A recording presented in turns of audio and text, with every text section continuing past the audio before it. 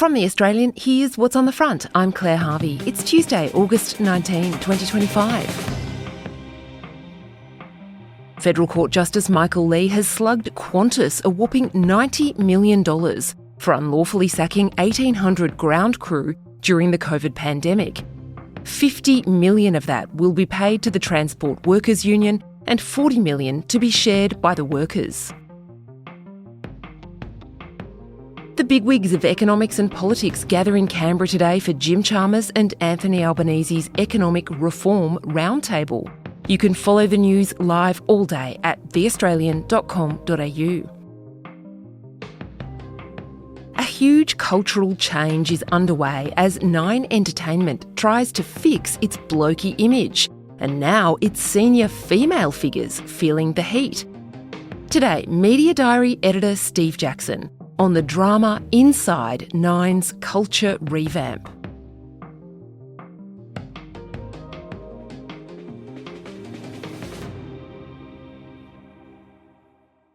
Steve Jackson writes the Media Diary column in The Australian, and this week he's broken a story about a former senior executive at Channel 9, Amanda Patterson, who received a big discount at a clothing store. Jacko, what's this story about? Amanda Patterson was in charge of Nine's news operations in Queensland for the better part of a decade. She became a big story last year when she was unceremoniously sacked via a Zoom call by the network's new head of news and current affairs, Fiona Deer. That led to her suing the company for unlawful dismissal. She received a big payout, we understand, confidential payout in February this year. Fast forward a few months and she's out having a lunch in inner city Brisbane with a couple of girlfriends, and they decide, let's go do a little bit of clothes shopping. Amanda apparently had a suit she wanted to return.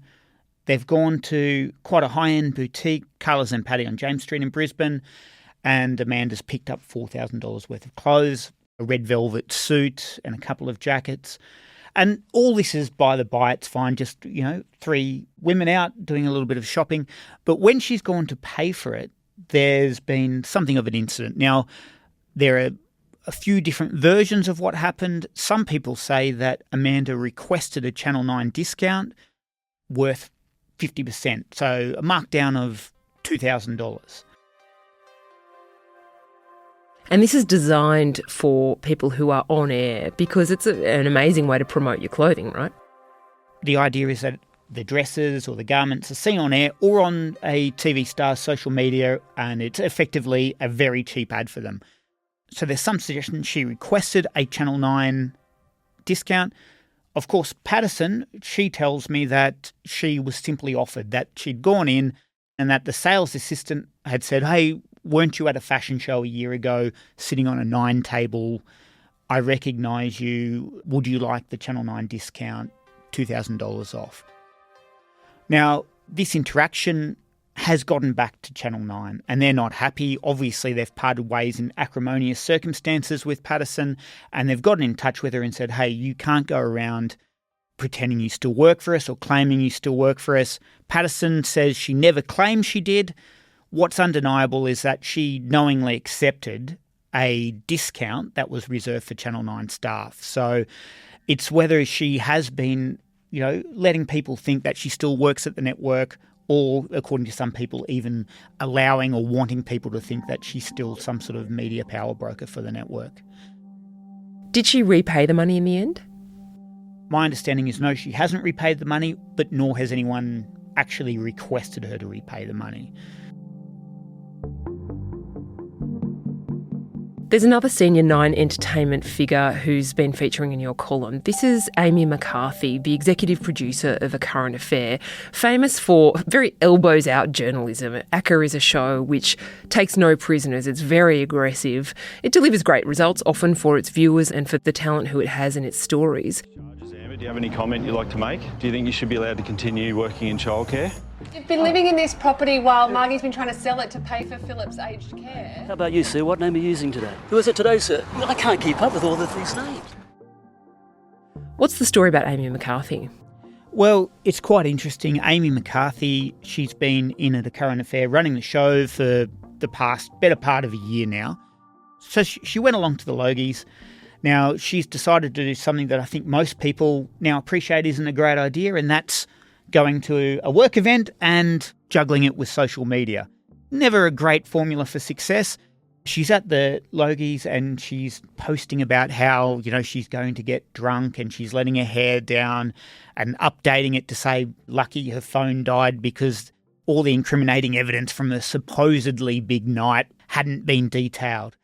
Unfortunately, one part of it had been, and that was a photo she'd taken of Jimmy Barnes performing on stage with the message, deserves a spot on the grid, # would still do him. Obviously, this was something that was a joke, you'd imagine, but it's been shared throughout the office and the network.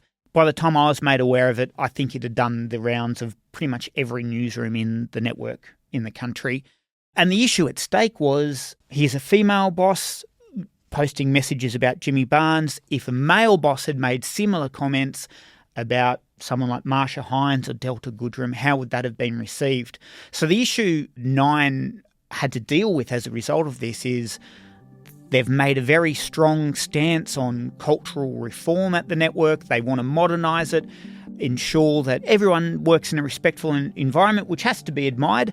And one rule for some, one rule for another, that's not going to wash with their staff. So it's something that has, been talked about a lot within Nine, and a lot of questions raised about the appropriateness of making these comments, whether they're a joke or not. The context to this is Nine Entertainment has $2.6 billion in revenue per annum. It's an absolutely massive organisation which owns the Nine Network television station, the Stan streaming platform and print mastheads including the Sydney Morning Herald and The Age. It's a huge employer in Australian media, but profit is down 30% to $189 million at the last annual report. And it's had to go through a huge cultural change since the highlight our audience would remember of former chairman Peter Costello knocking to the ground the Australian's reporter Liam Mendes when he tried to ask Peter Costello about cultural issues at the network. You've just assaulted me. You've just pushed me. It's all on camera. Mr. Costello. They commissioned a report about what was going on internally at the company, which said that female staff felt that they weren't listened to, that there was a culture of bullying. Now they've got senior female executives who are allegedly behaving in the ways that maybe male executives behaved in the past. It's a tricky spot for Nine, isn't it? It is, but I think once you go down that rabbit hole of going, we're taking this politically correct line, zero tolerance on comments of this nature, be they jokes, be they serious, with the current chief executive, Matt Stanton, basically has said zero tolerance. We're just not going to have any of this. And if there's zero tolerance, everyone knows the rules and there'll be no problems. But once you go down that path, there's very little wiggle room. So what it means is, I suppose the jocular era journalists are quite famous for having gallows humour in their newsroom. Those days are gone. It's a very corporate atmosphere. So I have to say, credit to them. If you're going to apply the rule to some people, it's got to apply to everyone. Coming up, how do you fix a culture like Nine's?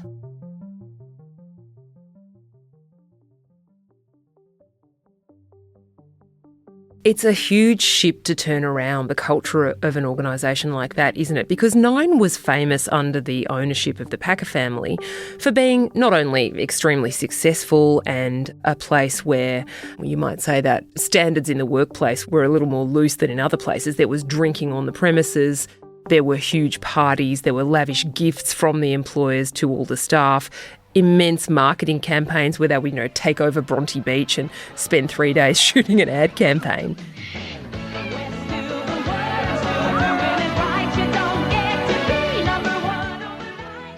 How do the new managers of Nine, who have got to run it like a 21st century company, tone down that culture of excess?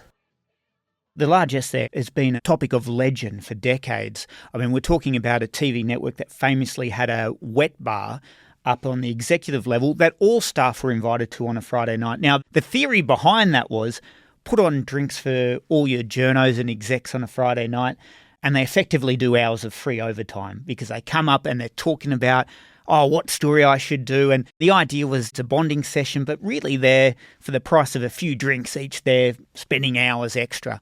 I think those days have gone for every enterprise, be they a bank or an accountancy firm, and it is a massive cultural shift. It's part of the process of audiences expecting a higher level of professionalism, but even the industry as itself being more professional. And we're seeing this within Nine going, all right, well, this is what our shareholders expect. It's what our audiences expect. There is a responsibility on us to have impeccable behaviour standards because we expect them from the people we report on. As you say, with the current affair, something dodgy happens in a workplace, they're at the front with cameras. How dare you do this? How did you think you were going to get away with this? Pushing cameras in people's faces. So if they're going to give it out, they've got to take it back if they do the wrong thing. And in all cases, better just not to do the wrong thing. But as we've seen, it is a gradual process. You can't just be the fun police and come in overnight and expect everyone to be straighty 180, serious all the time. It's about finding that middle ground between what is appropriate banter in the workplace, more importantly, what's appropriate to put on social media, because that's the real defining thing here. You can have a joke with someone at the table next to you, obviously, but making these sort of comments publicly when you're known as a news boss and you are a representative of that organisation, that's a very different question. And we saw that again this week with an email that was sent into a current affair asking could the host of a current affair, Alison Langdon, refer to police officers as such rather than calling them cops. The response they received was an email back from the generic current affair account telling them not to be a narc. So, just in this day and age, again, zero tolerance, there's not much wiggle room anymore. But is there a risk that as media organisations kind of corporatise, that they lose the magic? Do you end up crushing the magic of stars like, say, Karl Stefanovic, who said at this year's Logies he wished they were a little bit more fun? He's beloved by the audience because he's cheeky and quirky and different and a little bit edgy. Is there a risk there of making it too bland?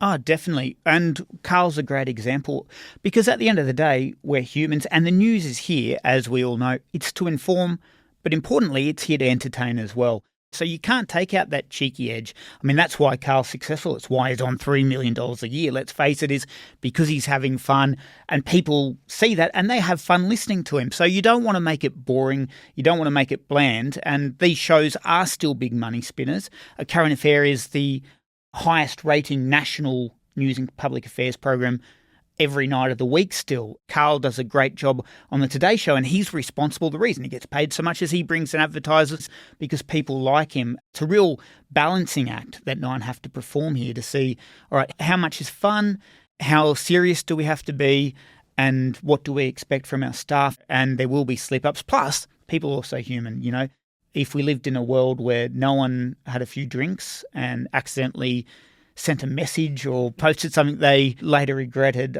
we'd all be doing well. But unfortunately, that's not the world we live in.